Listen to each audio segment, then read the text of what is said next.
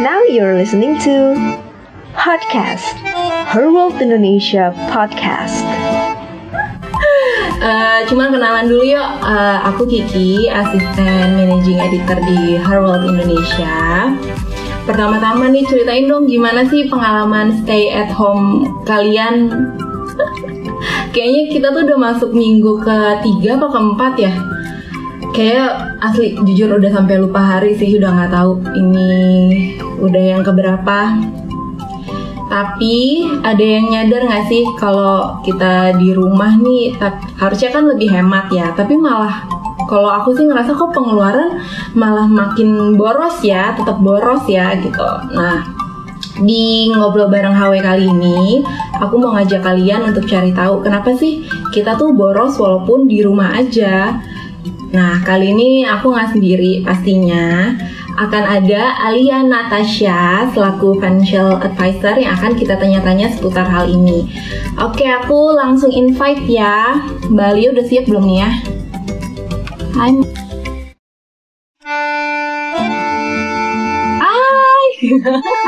Hai. Hai Mbak. Hai. Hai, akhirnya kita live bareng. Iya. Gimana? Sudah di tingkat mana keborosannya? Boros banget, aku pusing.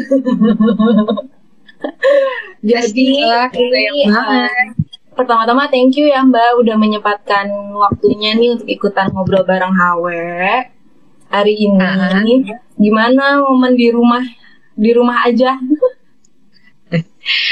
Ya, seperti mama lainnya, kayaknya yang paling bikin stres sih sebenarnya homeschooling. Other than that, kayaknya adaptasi dengan keadaan yang ada, situasi, kondisi, dan ketidakpastian ini. Iya, benar.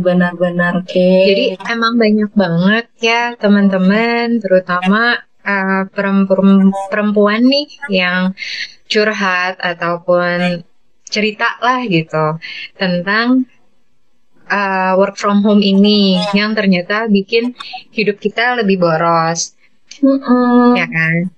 Karena sebenarnya kalau ditarik secara ke belakang, anything related ke money itu tergantung ke our own behavior. Jadi apapun yang kita lakukan itu transaksional. Keputusan yang kita ambil itu pasti ujung-ujungnya membutuhkan uang. Ya kan, termasuk ketika kita mencoba nih beradaptasi dengan kondisi stay at home, work from home yang baru banget buat semua.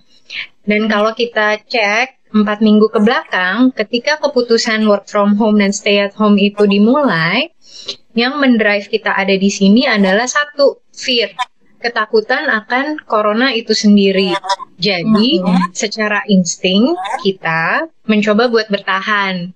Gimana cara pertahanannya yang tiba-tiba jadi makhluk-makhluk steril dan higienis gitu. Yang biasanya mungkin cuma cuci makan setelah dari kamar mandi atau makan, ini bisa kayak 15 menit sekali cuci tangan, ya kan? Iya. Terus yang tadinya nggak pernah kepikiran gitu, bapak-bapak gitu, beli hand sanitizer, tiba-tiba ada nih demand-nya bapak-bapak yang mau beli hand sanitizer. Yang biasanya hand sanitizer cuma dibawa oleh perempuan-perempuan OCD dan takut kuman. Jadilah beli buat anak, buat ini. Yang in the end itu yang mendorong kita jadi lebih boros, ya kan? Kalau ada yang mau nanya, boleh ya sambil diketik, nanti kita bahas. Iya, soalnya karena menurut aku kan dulu pikirannya stay at home mah atau work from home gitu ya, itu kan pasti bakal hemat budget ya. Nggak ada ongkos buat transport, nggak ada ongkos untuk bensin, kayak gitu. Makan juga udah pasti kan lebih banyak di rumah. Udah gitu kayak cemil-cemil di kantor sore-sore tuh pasti kan kayak berkurang banget kan. Tapi ternyata pas aku lihat kok sama aja pengeluaranku gitu, nggak berhemat juga kayak gitu. Nah, sebenarnya gejala work from home ini yang bikin boros adalah adanya new habit nih Ki gitu. yang tadinya misalnya semua difasilitasi oleh kantor, tiba-tiba kita harus punya budget untuk memfasilitasi sendiri. Contoh misalnya kuota data. Mungkin buat teman-teman sebagian yang misalnya di kosan atau di rumahnya tadinya wifi-nya kuotanya sekian, terus tiba-tiba harus ditambah jadi unlimited, atau yang terpaksa tethering pakai handphone, tuh juga menambah kuota. Terus supporting tools, misal contoh ada invoice atau dokumen yang harus ditandatangani yang nggak bisa pakai kurir dan segala macam, akhirnya kita juga mensupport diri kita misalnya dengan printer. Dan nggak cuma work from home ya, ini work from home and homeschooling ini sangat berkaitan. Dan hal yang aku sadarin adalah kita semua mencoba untuk managing our time. Jadi waktu kita kan terbatas banget ya, tapi semakin kita di rumah, kita tuh harus juggling pinter-pinter banget mengatur waktu.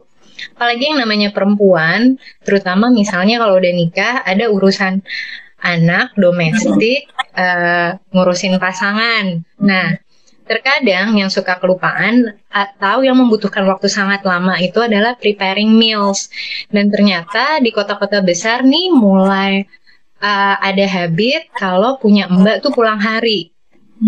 Karena keterbiasaan dengan kota metropolitan yang biasa memang mungkin makannya jajan, in the end kita harus ngejajanin satu rumah. Karena kita mencoba untuk menghemat waktu dengan tidak memasak, tapi in the end kita akhirnya beli makanan. Dan bener banget tuh tadi di awal-awal ada yang komen, misalnya ada warteg ataupun rumah makan langganan atau catering rumahan langganan akhirnya tidak berjualan atau bahkan pulang kampung. Beberapa tetanggaku udah ada yang pulang kampung gitu. Iya. Jadi memang ketergantungan kita dengan misalnya dengan restoran-restoran yang ada yang ternyata sekali makan pun kalau kita harus membeli makanan untuk satu keluarga ya mahal banget. Ini ada yang komen, Julia, pacar saya ada aja kerjanya belanja mulu. Nah itu tuh akhirnya aku juga mau ngebahas soal belanja ini. Karena kan ada yang namanya panic buying lah atau impulsive buying gitu kan. Jujur ya, aku ini kadang ngelihat gitu grup just tip, ketahuan deh just tipper. Iya. Toko online gitu lah ya kan. Nah terus ada yang jual misalkan disinfektan spray gitu, terus dengan harga normal. Kan harganya sekarang udah gila banget kan, hand sanitizer apalagi udah badai. Jadi tuh pas ngeliat ada yang kayak jual itu, wah mau langsung beli gitu. Padahal sebenarnya stok di rumah sih masih ada, cuman kayak takut aja nggak nemuin kayak gitu lagi. Nah menurut Mbak Lia sendiri tuh gimana sih cara ngatasin si panik atau impulsive buying ini biar nggak ganggu pengeluaran gitu? Nih si Julian komen lagi, dia nggak panik buying kak, dia sadar dia belanja. Mungkin dia bosan di rumah Jul. Mungkin ya. Nggak, jadi tadi yang aku jelasin di awal ada certain new behavior yang bikin kita untuk lebih tenang. Kadang itu insting kita untuk bertahan, insting kita untuk melindungi diri kita, keluarga kita, yang kita pikir kita butuh, padahal belum tentu. Dan panic buying itu di-trigger awalnya adalah dari penyebaran corona itu sendiri yang tiba-tiba satu dunia gitu. Jadi akhirnya terdapat limited supply di seluruh dunia, nggak cuma di Indonesia. Ini aku ngomongin masalah vitamin, obat yang biasanya mungkin demand-nya misalnya hanya 10%, tiba-tiba melonjak 50%, sedangkan pabrik yang memproduksi belum menambah kuota produksi. Jadi hubungan antara supply dan demand-nya itu, demand-nya tinggi banget, supply-nya nggak ada. That's why itu salah satu alasan di awal musim corona yang bikin kita jadi boros. Kita mikirnya kita boros, padahal enggak. In the end, ketika saya coba cek daftar belanjaan saya secara quantity untuk masalah hand sanitizer, vitamin, obat-obatan, itu normal. Bahkan saya nggak nyetok. Cuma misalnya yang kerasa banget tuh karena biasanya aku beli imbus. Imbus yang masih kayak awal Januari kayaknya harganya masih 70 ribuan.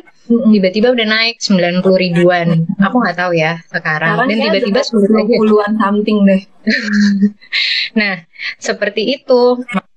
Jadi memang ada kenaikan harga terhadap barang-barang yang dicari banyak oleh teman-teman kita. That's why di awal-awal musim corona yang namanya nyari disinfektan, hand sanitizer itu susah banget. But now sekarang udah banyak banget kan brand-brand lokal juga udah mengeluarkan hand sanitizer, disinfektan yang akhirnya mencukupi nih stok dan segala macam. Ketika suplainya itu udah rata, harganya pun turun melandai. Bahkan kalau di account-account IG sekarang 100 ribu udah bisa dapet 5 hand sanitizer. Gue sempet ngalamin Ki, soalnya nyari Dettol yang kecil tuh yang 100 mili itu di 75 ribu. Biasa kayak itu udah dapet yang gede. Iya, makanya tuh bener imbus sudah naik lagi. Udah nggak tahu harganya berapa. In a way, ini ada nih yang curhat sekarang jadi boros beli cemilan, jajan terus, ya kan? Ada juga tadi Julian yang bilang pasangannya sadar belanja terus, ya kan? Online shopping seperti yang aku bilang, anything yang related untuk decision buying itu berkaitan dengan our own behavior, ya kan? Dan ketika yang namanya manusia di-repress, hidup di dalam satu space, pikirannya tuh semakin kemana-mana untuk mengusir kebosanan. It's very normal, ada cara-cara orang untuk merilis stres, untuk merilis tension. Ini banyak banget juga loh yang punya tension. Aku aja jadi sering hormonal, merasa marah-marah sama anak, sama pasangan gitu. Tapi ya pinter-pinternya kita lah mau memilih rilis tension itu di mana. Dan kadang nggak kadang sih, emang banyak sih perempuan yang hobi belanja. Nah ini jadi itu salah satu pertanyaan Ika nih, aku lihat gimana cara mengatur keuangan untuk belanja bahan makanan sehari-hari. Iya sih, makanan sih parah. Nah, untuk makanan kemarin nih aku mulai nge-list down Ki. Kan namanya juga mama-mama price sensitive ya. Jadi aku bikin beberapa menu misalnya yang tidak melebihi budget. Jadi misalnya buat satu keluarga untuk 2 kali makan, misalnya budgetku 60 ribu. Oke, gimana cara nyari lauk yang bisa bertahan untuk makan siang dan makan pagi 60 ribu buat 4 orang. Kemarin salah satu jawabannya adalah nasi goreng. Setelah aku hitung dan segala macem, nasi goreng 1,5 liter, telur 4, daun bawang, kayak cuma pakai terus garam, merica, kecap, basic gitu. Itu 20 ribu tuh cukup. Oke. Tapi masak sendiri ya, itu aku belum ngitung uang gas. Terus kemarin nyoba juga bikin spaghetti ya untuk porsi berlima dengan daging cincang, saus dan lain-lain itu di 50 ribu. Tapi bisa buat 5 porsi. Jadi coba deh belajar kreatif, cari menu-menu. Biasanya menu masakan Indonesia murah kok. Cuma kan di work from home ini tiba-tiba banyak nih yang pengen jadi chef.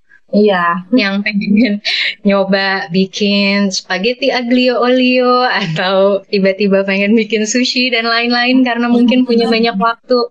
Nah, hal-hal ini yang mendrive karena makanan-makanan luar itu bahannya banyakan dari impor, ya tentu ongkosnya lebih mahal. Ini aku lihat kalau scroll ke atas ada juga nih Yasmin atau Wijana. Katanya pengeluaran terbesar justru support pendidikan anak-anak yang biasanya di-provide sama sekolah. Itu ngaruh juga berarti ya homeschooling ya? Buat aku sih ngaruh. Tadi yang aku bilang, kalau work from home itu kita perlu supporting tools, kalau homeschooling kita perlu supporting toolsnya juga. Misal, kalau biasanya saya tinggal nurunin anak, diterima beres sekolah gitu kan, dan mereka tiba-tiba pulang membawa prakarya ataupun hasil ulangan mereka gitu kan. Nah, kalau sekarang salah satu kendalanya misal dikirimin materi, dan materi itu untuk anak-anak yang masih kecil, yang penggunaan gadgetnya masih terbatas, like it or not, harus di-print. Teman-teman yang nggak punya printer, terpaksa nge-print. Atau mungkin ibunya punya extra time buat nulis tangan lagi. Belum kebutuhan kayak ada aja deh, gunting lah, lem apa, segala macam, waktu, prakarya. Jadi memang purchasing items untuk homeschooling menurut aku juga lumayan gitu. Ditambah biasanya rasa guilty feeling kita sebagai orang tua pengen tetap nyenengin anak di waktu yang 24 jam dengan di rumah-rumah aja. Kita sebagai orang tua pengen oke gitu, kayaknya dia perlu mainan baru deh atau aktivitas baru gitu. Hal-hal seperti itu. Atau buat ibu-ibu yang lumayan ambisius, biasanya mereka nyari applications ataupun online learning yang berbayar. Nah, itu akhirnya yang bikin pengeluaran tambah lagi gitu. Wow, Mas Alvin aja jadi doyan dimasakin istri. Iya, istri masak terus. Coba deh antara dimasakin istri sama jajanan kamu, misalnya kalau nggak work from home, dihitung-hitung, pasti sebenarnya lebih murah dimasakin istri ya, kecuali tiap hari makan steak ya gitu. Dan bener banget kata Ferdian, isi token listrik jadi nambah terus. Dan hal-hal ini kan belum tentu di reimburse kantor gitu. Mana belum kan waktu itu kalau nggak salah ada ini ya kayak info pemerintah juga kan yang dapat diskon atau potongan udah kalau nggak salah. Tapi kan nggak semua orang dapat kan, gitu tuh juga kurang membantu. Tapi benar sih, apalagi wifi kan, karena kita kayak 24 jam ya pakai wifi, terus listrik makin nambah lagi, yang kayak gitu-gitu nggak sih Mbak, justru bikin boros juga. Ya, cuma kalau listrik, kalau yang memang tagihannya bulanan baru akan kelihatan sebulan ini. Yang susah banget itu adalah top up listrik. Ada juga yang kayak 3 hari sekali, 7 hari sekali, karena tiba-tiba mungkin penggunaan listrik untuk nge-charge laptop, atau ada juga yang impulsif beli freezer, atau AC nggak bisa berhenti gitu kan. Ada Astri, kalau nggak bisa masak, nggak punya Mbak, tapi pesan makan turun biar hemat kan. Terus biar hemat, dulu ya zaman aku mencoba berhemat, aku biasanya meal prepping gitu. Jadi seminggu sekali aku udah ngebumbuin semua masakan. Jadi nanti aku tinggal goreng. Dan bisa dilakukan misalnya di weekend yang mungkin anak kita bisa dijagain sama papanya. Dan untuk meal prepping juga aku nggak pernah milih masakan yang ribet. Biasanya ditumis tapi di marinate aja gitu. Dan kalau mau cari inspirasinya tinggal cek ke Pinterest saja. Itu meal prepping satu, ya kan. Yang kedua, aku lumayan memanfaatkan diskon-diskon yang ada di aplikasi dua ojol itu. Dan ternyata ada yang namanya happy hour yang udah didiskon lagi. Iya, penting memanfaatkan semuanya. Atau kalau yang cita-citanya baik, ya udah kita makan sayur aja 5 menit jadi tinggal pakai salad dressing, ya kan. Terus ini Mbak, biar bisa langsung teman-teman mempraktekkan biar lebih hemat inilah abis IG Live ini. Gimana sih cara bikin anggaran mingguan agar pengeluarannya itu tetap terjaga gitu? Oke. Coba aku tanya, yang biasanya bikin nggak terjaga itu apa? Belanja itu. Pasti keinginan-keinginan yang tidak bisa ditahan kan gitu. Sebenarnya anggaran itu semua bisa terjaga asal kamu cuma fokus dengan apa yang memang kamu mau beli. Selama work from home ini, surviving belanjaan yang harus dibeli itu cuma makanan dan alat-alat itu kebersihan serta kesehatan. Other than that, mestinya sih enggak. Jadi kalau kamu fokus dengan apa yang kamu mau beli, seharusnya itu mudah. Tapi memang menurut aku nih, social media terutama di IG itu banyak banget tuh informasi makanan-makanan dan godaan yang terkutuk. Kayak tiba-tiba banyak banget restoran yang menawarkan harga murah, terus frozen food juga jadi gampang, terus tawaran cemilan ini. Jadi bikin kita nih makin pengen gitu. Jadi biasanya kalau aku lumayan seneng masak. Lumayan ya, nggak tiap hari. Tapi ada hari di mana aku kasih reward ke aku dan misalnya mbak aku ataupun suamiku kalau lagi work from home. Jadi kita decide gitu. Hari Rabu misalnya midweek sama weekend kita boleh jajan gitu. Dan kopi, kalau masalah kopi nih ya mulai cobalah aku mendingan kita bikin investment sendiri gitu. Kayak misalnya bikin punya grindernya atau mungkin justru bisa mengurangi kopi tapi beralih ke minuman-minuman herbal lainnya seperti itu Ki. Soalnya kalau untuk nambah jamuan juga kan. Iya, kemarin aku bikin sendiri juga kayak misalnya beli serai, jahe, kasih madu. Kalau dihitung-hitung secara breakdown tuh pasti nggak nyampe 10.000 bisa buat berempat atau 5 orang gitu. Cuma ya itu kita harus belajar nggak males gitu. Kuncinya sih gitu. Kadang kayak udah stres banget, penat gitu di rumah mulu, gue nggak ada hiburan, nggak ada ide, terus gue harus masih masak, harus masih bikin ini, motong itu, kayaknya capek banget gitu. That's why buat aku penting banget punya reward day di mana aku boleh jajan, beli makanan-makanan online itu. Nah, yang kedua, untuk mengendalikan budget, kita bisa belajar membangun budget nih. Soalnya ternyata banyak masih yang belum punya dana darurat ataupun tabungan cash yang bisa kita gunakan. Karena in time like this, ini uncertain banget semuanya. Nggak tahu kapan akan berakhirnya. That's why yang bisa kita lakukan itu cuma prepare.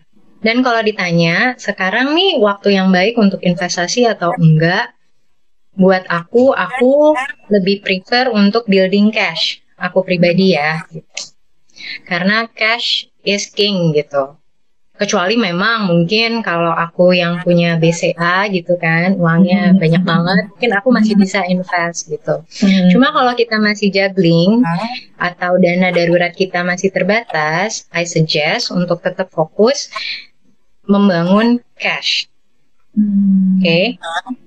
Nah, yang ketiga, cara mengatur pengeluaran yang ketiga, untuk kita tetap aware, coba deh teman-teman bikin yang namanya skenario budget.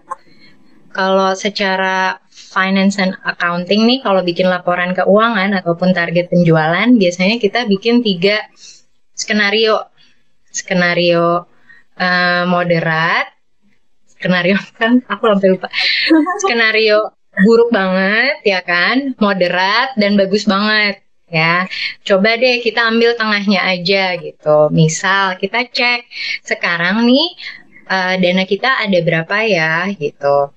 Apakah bisa bertahan 1-3 bulan lagi? Kalau misalnya buat teman-teman yang freelancer. Kalau yang masih mendapat jatah karyawan gitu kan, gajinya steady gitu, mungkin bisa juga dilihat untuk dana tambahan untuk asuransi. Karena kalau aku suggest lebih baik ngebangun yang namanya dana darurat itu 6 bulan, paling tidak 6 bulan gitu. Nah, dengan teman-teman mencoba bikin budget proyeksi seperti ini, pasti akan berpikir lebih panjang dan lebih berhati-hati dalam mengeluarkan uang. Kalau ini Ika nanya cara bikin skenario budget, itu berarti yang 6 bulan, melihat 6 bulan itu ya? Skenario budget coba aja, misalnya dari 1 bulan nih Kak, 1 bulan ini kamu mau posisi cash kamu ada berapa, pengeluaran kamu ada berapa, terus berapa dana yang bisa dicadangkan gitu. Dengan dana cadangan ini, kamu kira-kira bisa bertahan berapa bulan gitu. Tentunya ketika membuat budget, kamu udah tahu pos-pos pengeluarannya, berapa untuk makanan, berapa untuk kebutuhan sehari-hari, berapa pembayaran listrik, tagihan, dan segala macam. Nanti kamu baru tahu cash kamu nih yang kesisa berapa gitu. Apakah dengan cash saya yang kira-kira bisa saya tabung setiap bulannya ini berada di skenario baik, buruk, apa cukup gitu. Ini sebenarnya agak di luar konteks sih, cuman kalau menurut Mbak Alia sendiri, kalau lagi masa-masa kayak gini tuh kita penting nggak sih kayak megang cash gitu? Buat aku penting. Bahkan aku sama suami sepakat mencadangkan cash untuk ada di rumah. Walaupun nggak banyak, tapi tetap deh sepersekian kamu ada anything kamu butuh atau apa, kita masih lebih memilih cash dibanding cashless, terutama masa-masa kayak gini nggak semua pembayaran bisa cashless kan. Jadi cash itu masih kunci lah untuk di keadaan kayak gini.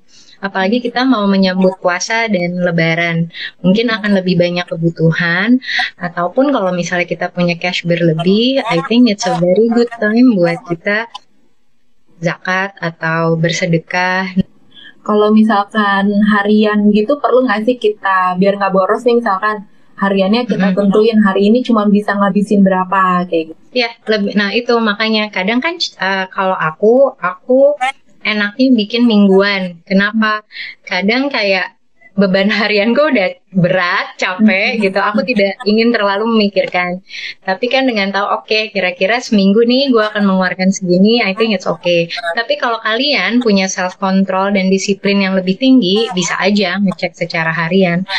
Tadi aku juga sempat lihat sih di komen katanya kalau sempat lihat Instagram gitu, mungkin karena bosan atau apa, terus lihat Instagram BM.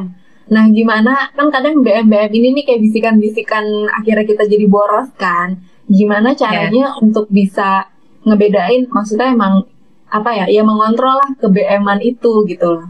Jadi biasanya kalau BM-BM ini itu bukan primary needs, bukan kebutuhan yang utama, itu udah pasti lebih ke arah wants, lebih ke arah keinginan.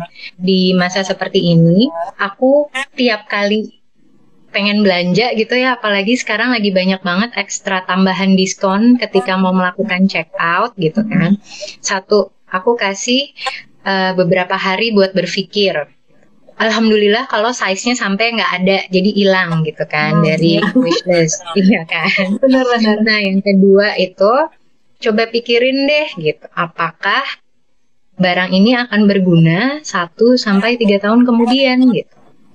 Dan kalau misalnya nih ya, kalau aku tidak membeli, apakah besok gue akan sedih, meraung-raung, atau sesak nafas gitu? Kayaknya sih enggak. Akan muncul ke-BM-an lain setelah kita membeli, it's okay gitu. Jadi kalau kamu bisa mengontrol satu ke-BM-an, aku yakin kamu bisa akan mengontrol ke-BM-an yang kedua dan yang ketiga. Ini aku lihat ada lagi nih, mana tuh, Tasya Nabila. Tapi ini masalahku juga nih. Hai Mbak, alokasi penyimpanan cash disarankan berapa? Karena kadang kalau ada money, kita suka lebih gatel membelanjakan. Itu tuh aku banget. Makanya aku paling males megang cash sebenarnya. Cuma kan sekarang kamu megang cash, kamu ada di rumah, kamu bisa ngapain selain belanja sayur? Iya sih. Iya kan? Kalau porsinya sih aku serahin ke teman-teman sendiri, karena megang cash di rumah itu kan juga ada masalah safety sama security. Ya, kalau aku cukup di 5-10% dari income bulanan. Memang aku akuin kayak kepake aja, ada tukang sampah atau tiba-tiba hari ini pengen bersih-bersih rumah, sampah menumpuk, tiba-tiba minta tolong orang atau apa, itu ada aja sih. Tapi aku juga mau nanya deh Mbak, kamu kalau lagi bikin budgeting gitu tuh pakai aplikasi atau kayak langsung aja manual gitu yang simple-simple? Aku tulis tangan Ki biasanya. Kenapa? Soalnya kalau secara brain behavior, ketika kita menulis sesuatu, kita bikin ini berpikir ulang. Baru deh nanti secara total aku pakai apps gitu.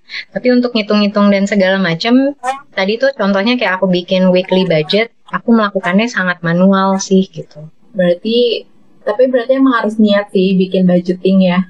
Iya, karena ya itu tadi tantangan terbesar work from home ini adalah bikin kita tambah rajin atau tambah malas melakukan sesuatu. By the way, tadi tuh nasihatku menurut aku dengan kita bisa ngerem self control atau kita berpikir ulang untuk membeli apakah barang ini akan berguna dan bisa menjaga kelangsungan hidup kita 1-3 tahun ke depan, itu bikin aku nabung gila-gilaan setahun terakhir. Jadi memang harus punya tujuan yang jelas gitu. Salah satu caranya yang bikin aku jauh jadi lebih disiplin adalah ketika aku beres-beresin rumah, beres-beresin lemari, dan kayak oh my god gitu, banyak banget ya barang yang gak kepake gitu, banyak banget ya mainan yang karena rasa kasihan gue ke anak gue beli, tapi ternyata belum tentu dianya juga suka gitu, karena ibunya berpikir oh ini lucu deh, kayaknya anak gue will be happy, tapi belum tentu juga gitu.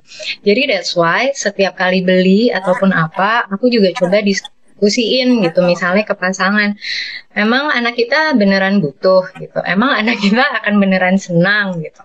Coba deh aku nanya ke Kiki, biasanya even kamu beli baju, in the end modelnya gitu-gitu aja nggak? Warna yang kamu pilih juga basic color yang emang gitu-itu aja gitu. Lipstick kebanyakan kayak gitu, ternyata pas dibuka oh warnanya sama semua gitu. Yes, dan bener nih kata Cakra gitu, butuh dan senang. Oke, aku beneran dapat banyak ilmu sih ini dari Mbak Alia. Kalau aku boleh share konklusi dikit nih buat teman-teman. Jadi Mbak Alia kalau misalkan emang ada yang bertambahin silakan ya. Iya. Jadi sebenarnya wajar aja ya kalau pengeluaran kita tuh awalnya sempat boros selama di rumah karena ada rutinitas dan gaya hidup baru ini kan yang harus dijalankan.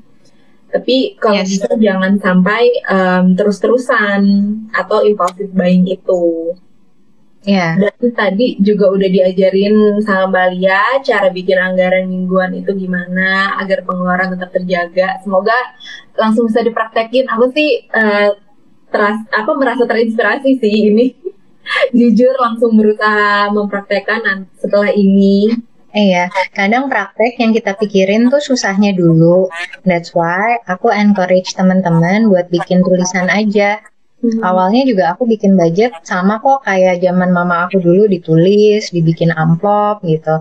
Simple things aja selama kita tetap belajar memulai gitu. Yang bikin kita nggak mau mulai itu karena kita mikirin ribetnya duluan itu loh, Ki. Berarti ya udah nggak apa-apa. Sedikit-sedikit, kecil-kecil, yang penting mulai dulu gitu. Yes, nggak usah sophisticated, nggak usah ribet-ribet. Start from simple things aja. Oke, thank you banget Mbak Alia. Kamu sudah memberikan banyak insight berguna. Gak cuma buat aku, tapi juga aku yakin teman-teman di sini yang nonton IG Live sekarang juga merasakan hal yang sama. Semoga pandemi ini segera selesai dan kita bisa kembali beraktivitas seperti biasa. Sehat-sehat ya Mbak. Ya, kamu juga. Teman-teman juga. Stay sehat dan stay hemat. Terima kasih juga ya untuk teman-teman yang setia nontonin hari ini. Semoga bisa langsung dipraktekin. Dan jangan lupa juga tungguin sesi ngobrol HW berikutnya ya. Thank you. Bye. Bye.